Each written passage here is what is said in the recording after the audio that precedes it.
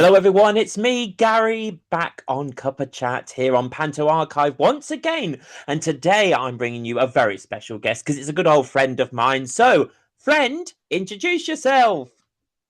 Hello, my name is Jack Trinder. I've been performing in Panto for many years now, and I'm so excited to be here on Cup of Chat with you, Gary. Oh, how wonderful to see your little smiling face. Yes. It's not always like that, though, is it, when we have rehearsals first thing in the morning? Absolutely not. I am the worst in mornings. I hate mornings. I can't stand them. I genuinely can't stand mornings. I have no idea why, Gary, but I absolutely hate them. And like, I'm up in the morning, then you're expecting me to belt out this song and do this very complicated dance. And I'm like, this is not going to work for me. I'm going to talk more about that later on because some of my favourite panto moments have been you on 10 o'clock shows in the morning. So we'll talk more about that later. But first, you are Yes. our guest. Welcome. What am I making you? As if I don't know already, but what hot drink am I making you?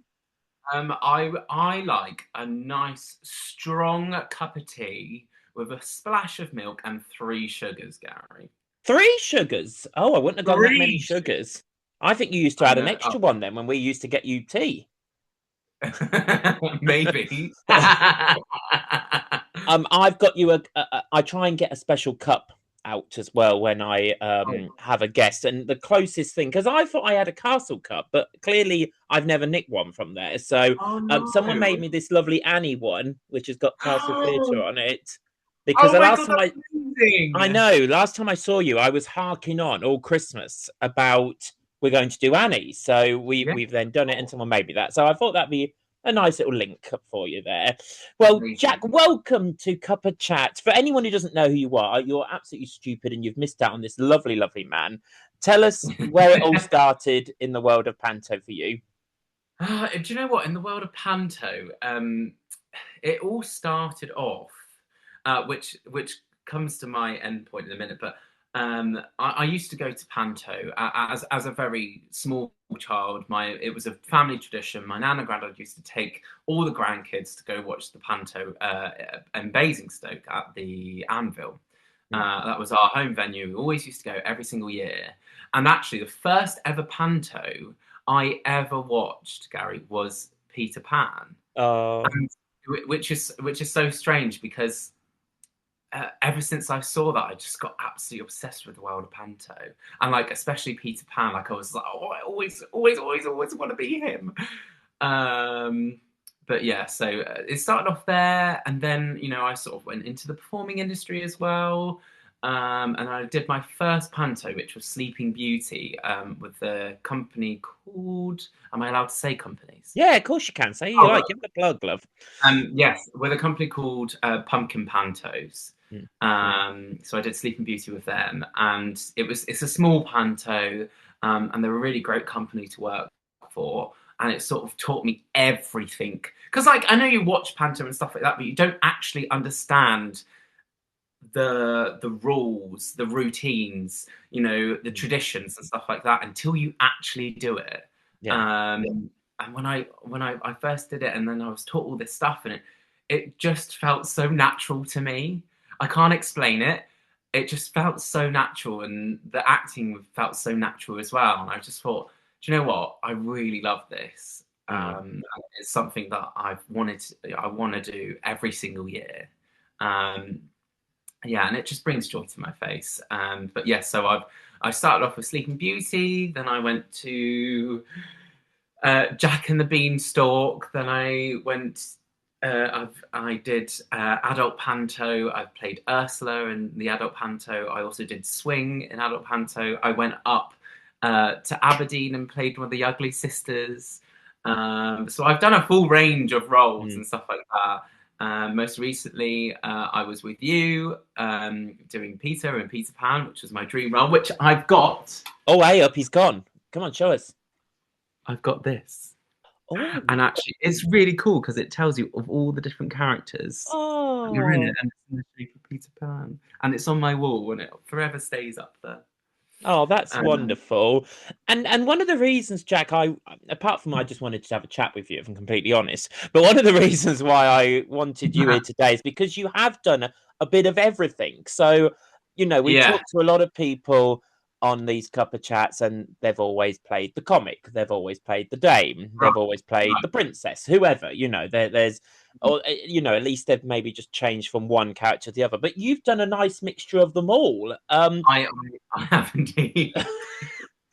What does that what differences does that bring every time that you do panto? How do you address and prepare yourself for, from the 2 years that we worked together? You were Dandini, so that a comic of the show, and Yeah, then you were the straight character of Peter Pan. How did you address it differently?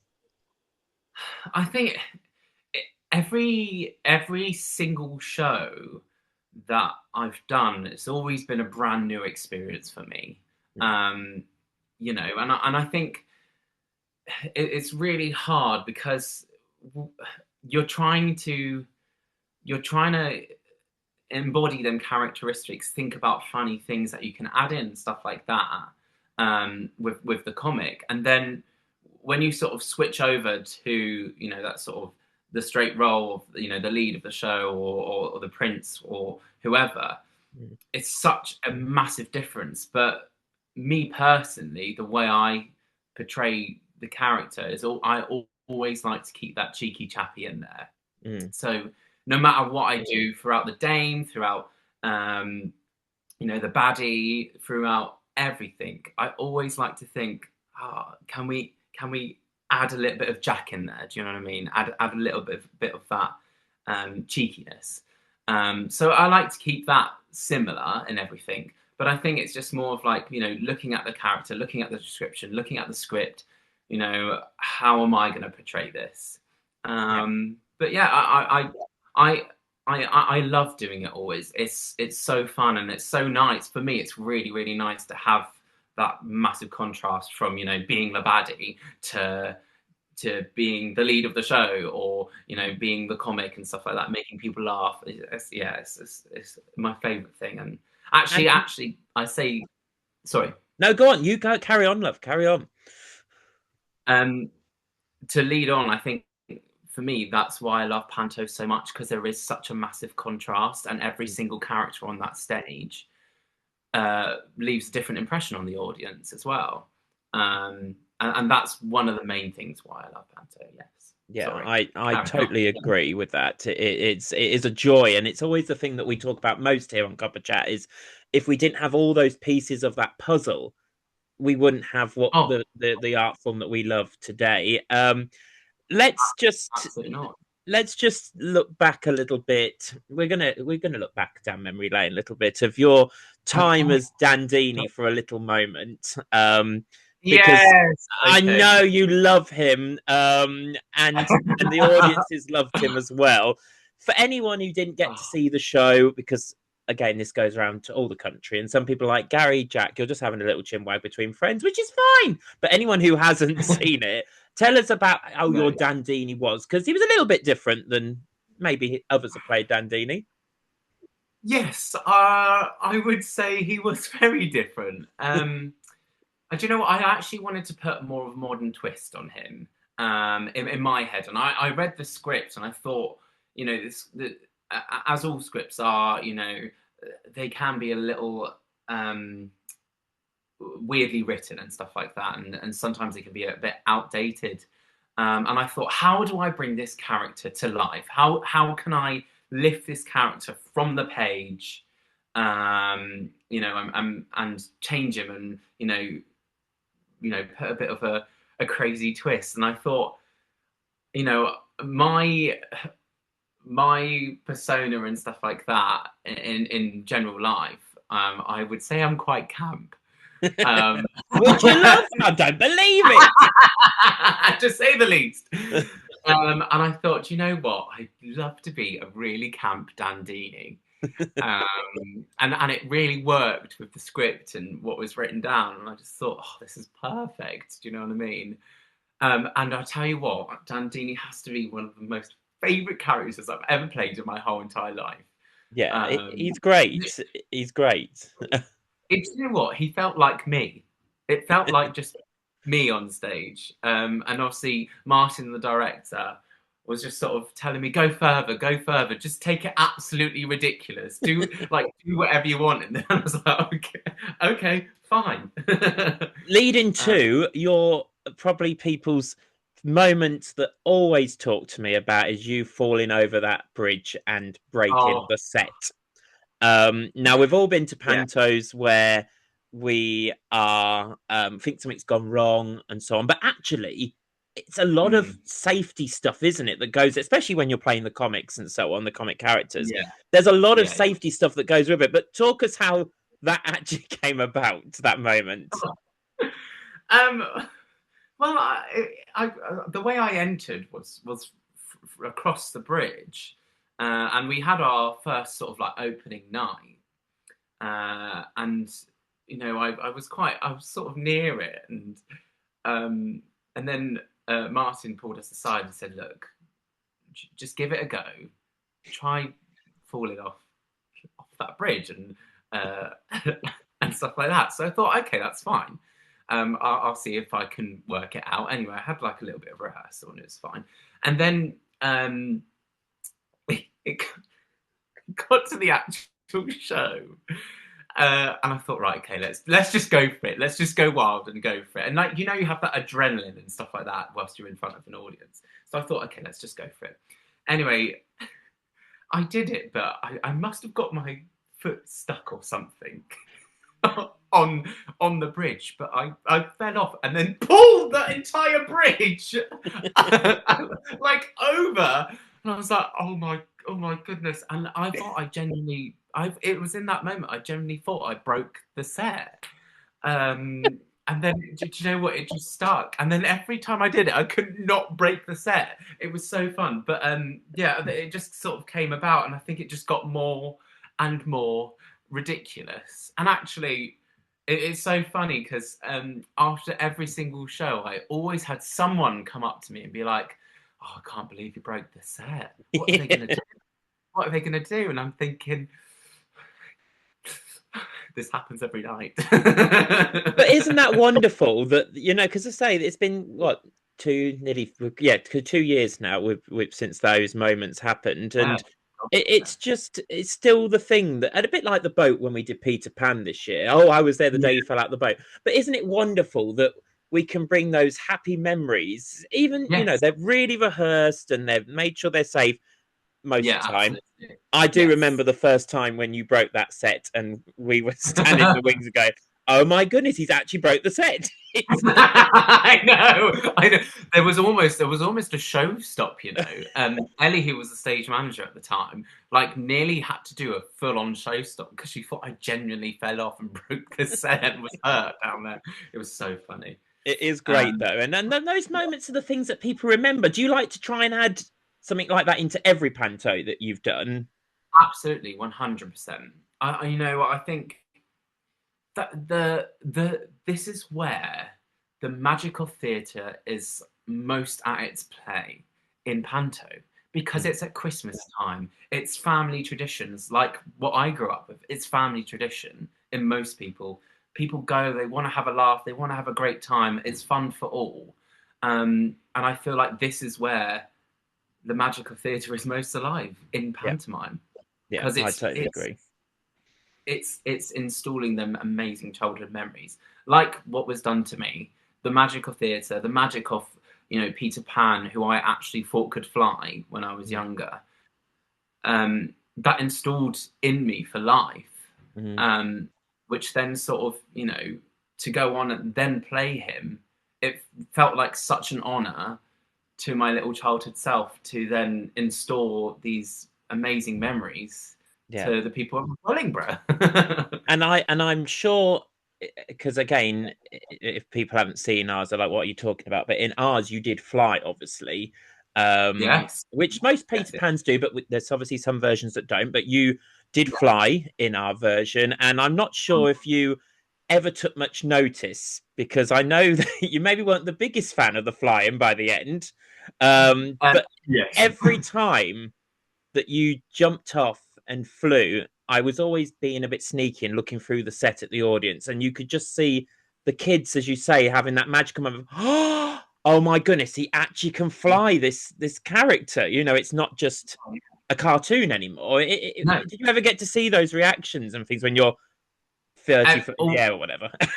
all the time. I mean, like, obviously you are very scared that you're gonna fall, or like something's gonna go wrong, or you're gonna get stuck up there or whatever.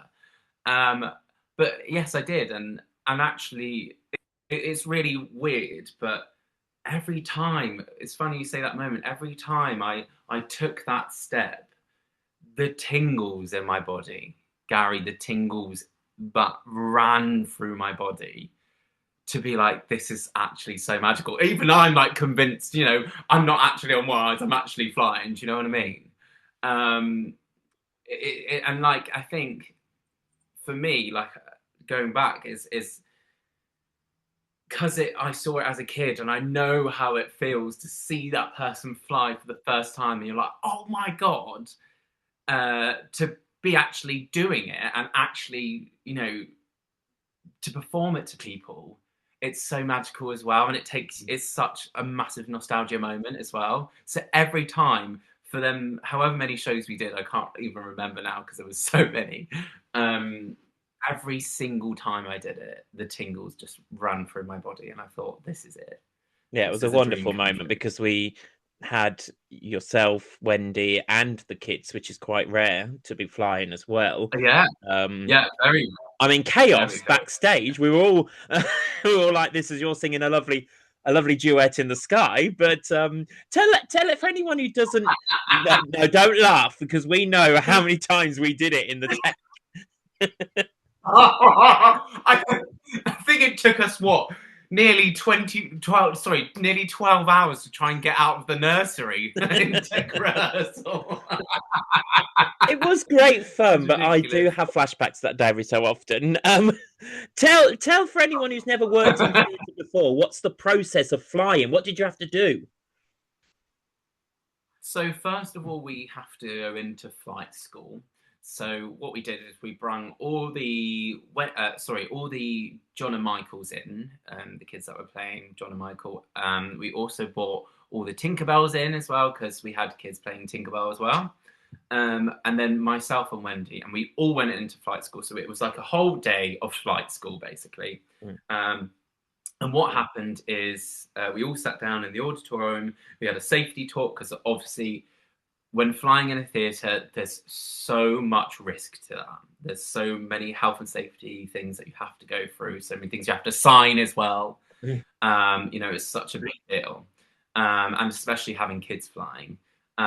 So it's sort of, we got in, the kids went up first, and we all had a turn on, you know, going up and down and flying and getting the feel of it. For my role, I had a different harness on. So when I went up, I had to do a few other things rather than just going up and down. So I had to prove that I could go up. And then I had, his name was Dan. He helped me out and sort of like told me a few things that I can do balance wise, because you need to get your body in the right position and stuff like that, especially in this harness. And taught me a few tricks on how I can adjust my weight to do a flip around and stuff like that. So I had to learn all that. It was a bit of a crash course, first of all, and it was all right. It was very scary at first, I can't lie. But first of all, they just sort of took us off the ground, and then you learn the tricks sort of like halfway in the air, and then just to make sure that once you got your bearings and you're feeling okay, they then will take you right the way up, which is very high, I may add.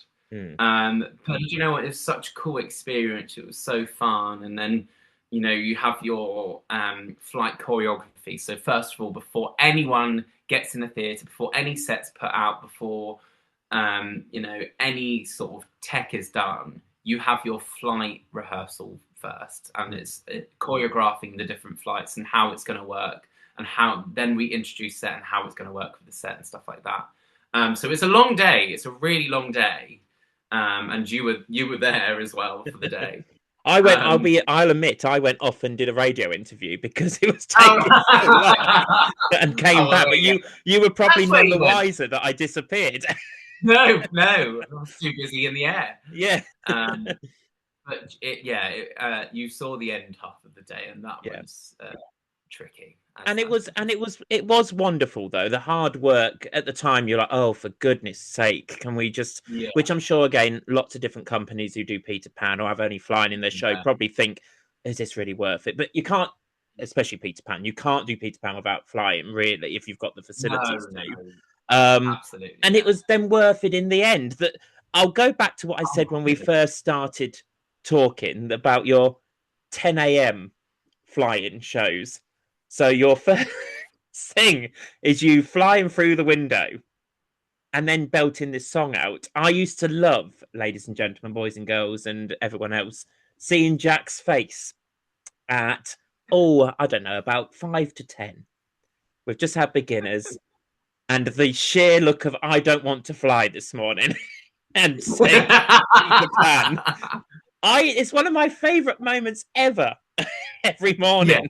Yes. Yeah.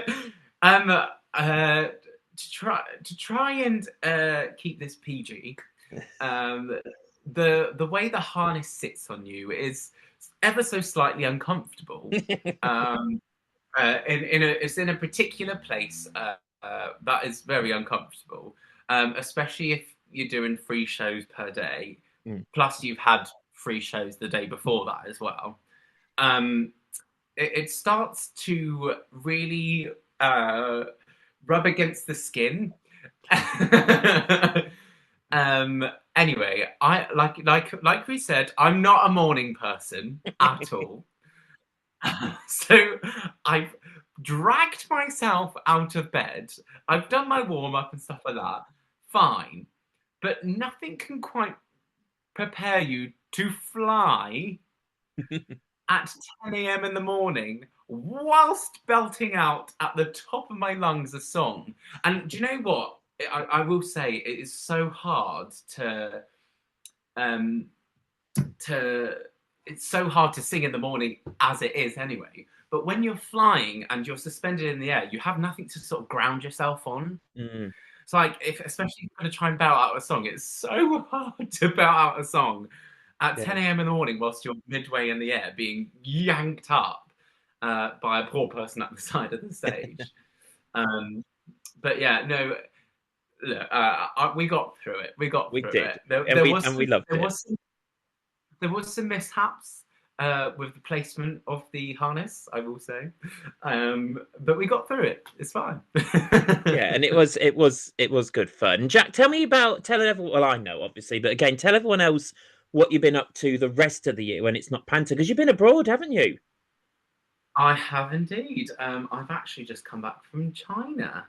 I we did a show last year, Robinson Crusoe, which actually I find is not as commonly found in the UK as a panto. I don't know whether you know of anyone that does it, but it No, it's used to be very, really very popular. rare now done. Very rare. Yeah, I was going to say. Mm. But obviously, it's a massive panto with such an amazing story to it. It's like a very long story. But it's out of all the pantos out there, I'd say it's got a really good story. But yes, I've just been in China and we did Robinson Crusoe out there, and it was amazing. And the way it's done is it's actually very interesting. In 1979, the tour of Robinson Crusoe, the musical, went to China. And what they did last year is they decided they wanted to revive it, they wanted to bring it out there. But they wanted to actually put a little twist to it and add a few bits in. So it was really interesting how sort of like the producers and the director wrote it. They added a lot of panto comedy and a lot of panto sketches and sort of turned it into this Robinson Crusoe the panto. And it was really cool. And the way it's advertised in China is it's a kids musical. Mm. But realistically, it's just a massive pantomime, and it's so much fun. It's honestly so much fun. And it's, do you know what? It's very weird because we say, like, panto culture and stuff like that is very predominantly evolved around British people. It's got lots of British values in it, a lot of British comedy. Mm. Then you take it to China and you perform it in front of kids that can't even speak English, and it's all subtitled, but it works. It works, Gary, Mm. which is so strange because you wouldn't think it works. Do you know what I mean? You wouldn't think, like, this British comedy. It's very unique, but it works, and they absolutely love it. They absolutely love it. But yeah, so through the summer,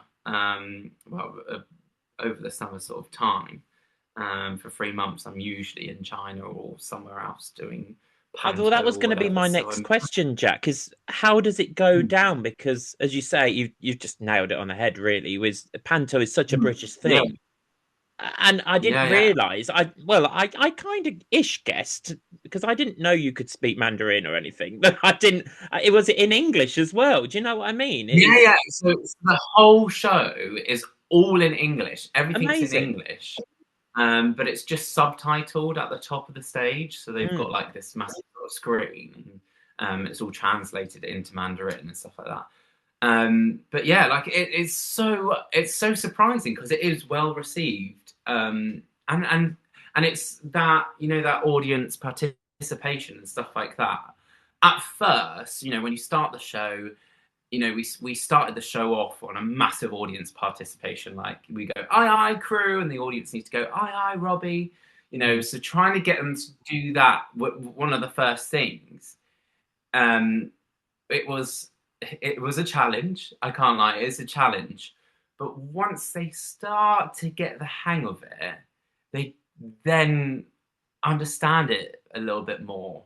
Mm. And then by the end of the show, they're all at the front waving and cheering and shouting and screaming, and it's brilliant. It's absolutely brilliant. So it's really nice to see that, panto is actually a worldwide thing. It isn't just the UK.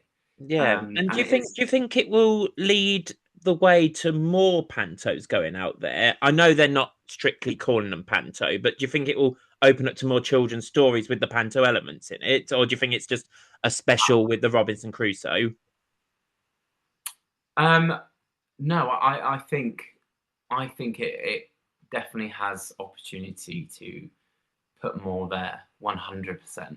because um, I think with any show, as long as it's got that, a really good story, it works. It really does work.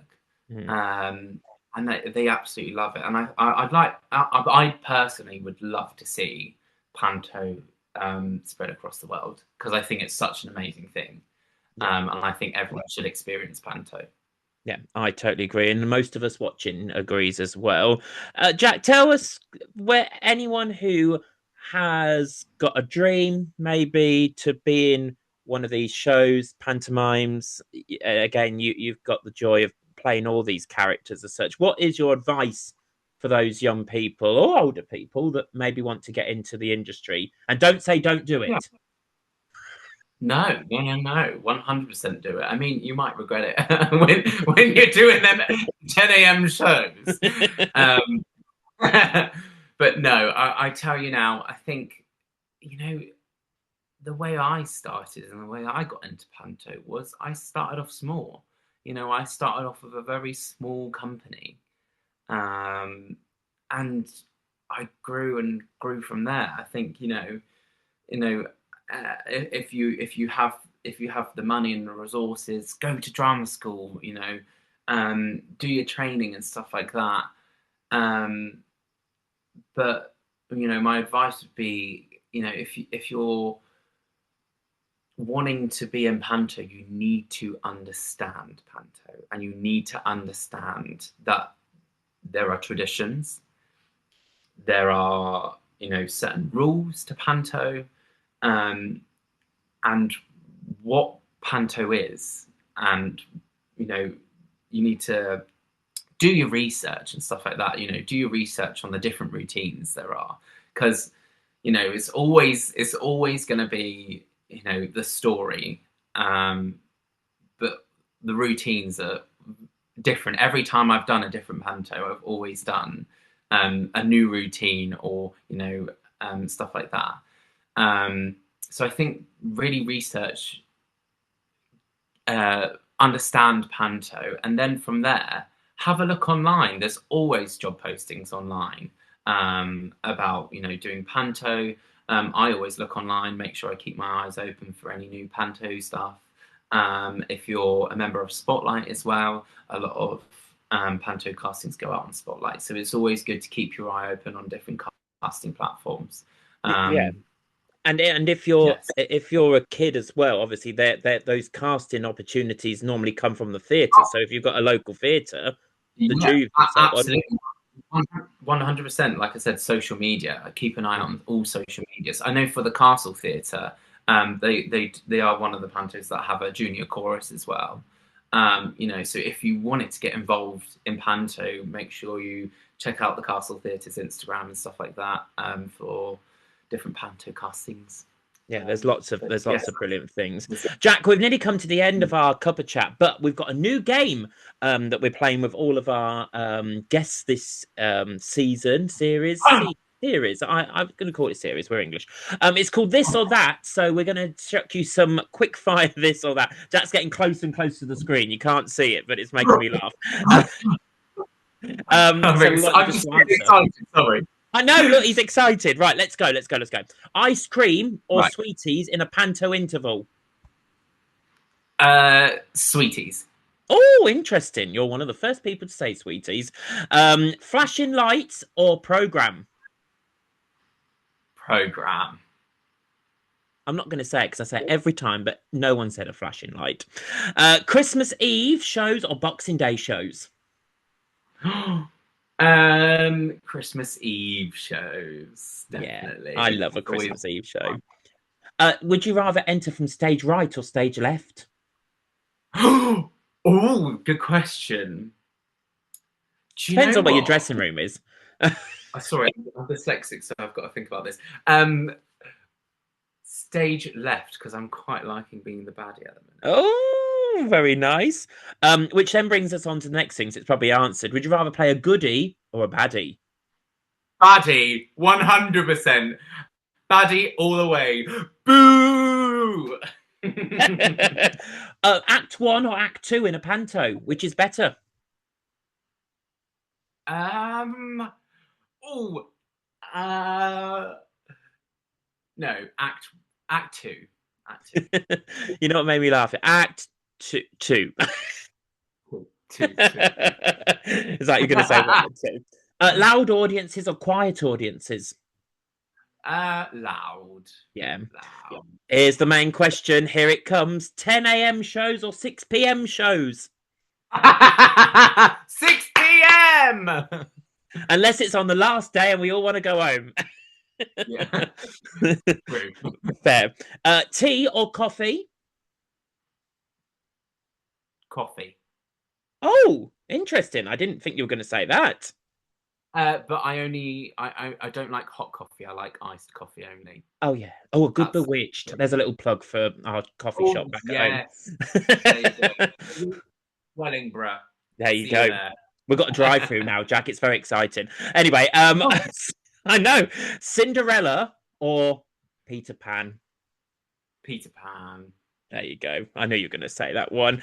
Brilliant. Well, as I say, well done. You passed flying colours. That was it. I know. Well done. We have got time for one final question, though, before you leave, because we like to ask every single guest this before they run away and leave us. We'd like to know, if you had the fairy godmother's magical wand, what panto would you like to be cast in, and who would be your special guest? It can be someone who's either passed away or is still with us. It's up to you. And if you don't say me, I'll slap you. No, I'm joking. You say you want. Do you know what? And I know this is this is really soppy, and it's going to get a bit odd. But if I had the magic wand, I would abracadabra cast myself back into the role of Dandini in Cinderella at the Castle Theatre, because I genuinely have never done a panto as magical as that felt. So yeah, I've already played him, but Dandini, because it was just me, and I loved it, and it was great.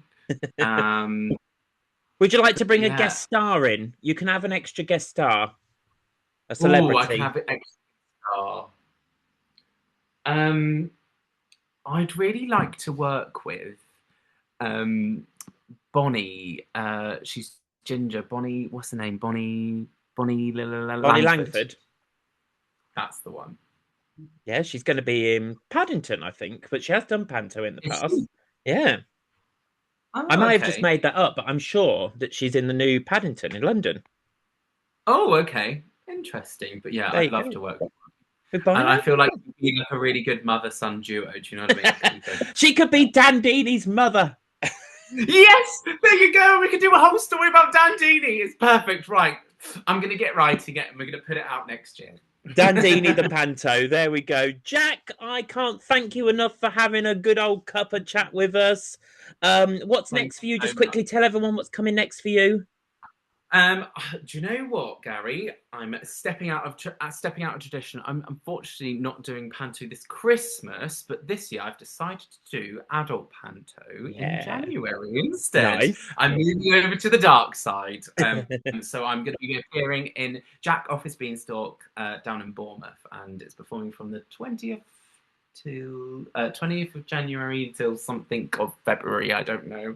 Have a look. We'll put the link on. We'll put the link on so people can come and see you.